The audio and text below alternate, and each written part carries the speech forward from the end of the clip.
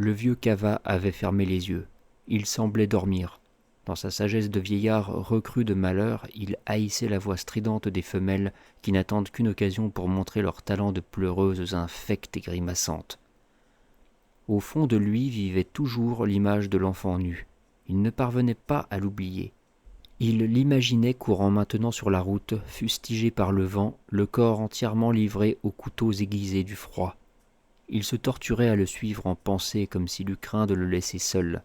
De toute sa chair vieille et misérable, il se sentait lié à lui comme à une autre chair plus vivace, non encore pourrie par le désespoir.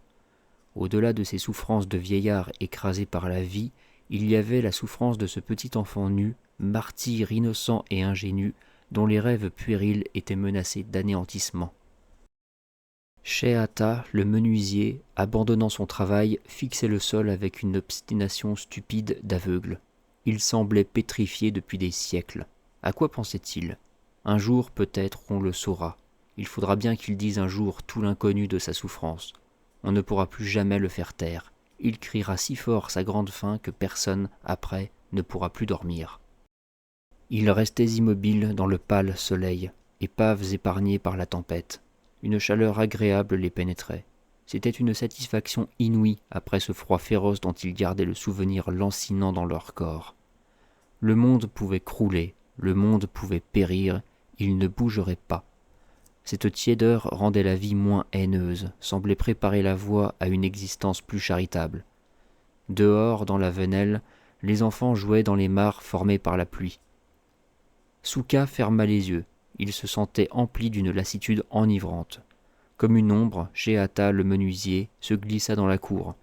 Il se mit à travailler dans le dur silence de sa douleur d'affamé. « Tu ne sais pas que la maison va s'effondrer » dit Souka. « Oui, je sais, dit Sheata. Mais qu'est-ce que je peux y faire ?»« Tu n'as pas peur ?» demanda Souka. Le visage du menuisier sembla soudain s'éclairer.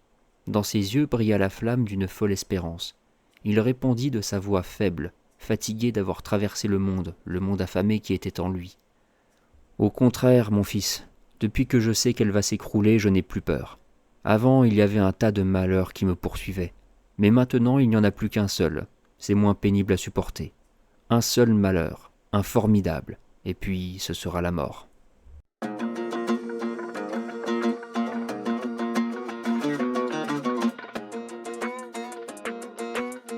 Que pouvait faire un homme seul ? Un homme seul, c'était une chose sans force, capable seulement de gémir et de se lamenter.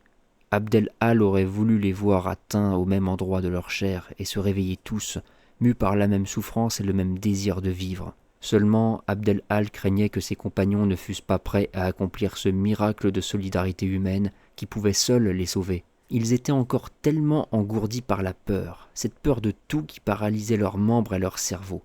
Combien de temps faudrait-il encore pour qu'ils prennent conscience de leur destin ? Mais est-ce que les gens qu'on déterre se mettent à marcher tout de suite ? Il leur fallait beaucoup de temps avant de pouvoir comprendre la lumière immaculée du soleil et l'odeur enivrante de la vie. Abdel-Hal sortit dans la venelle et descendit lentement la pente comme un homme qui porte tout le poids de la terre, et aussi tout le poids des rêves effondrés des hommes. C'était terrible à porter tout ça, et pourtant il lui semblait que quelque chose le soulevait, quelque chose de plus grand que lui, pareil au vent impérieux d'une révolte.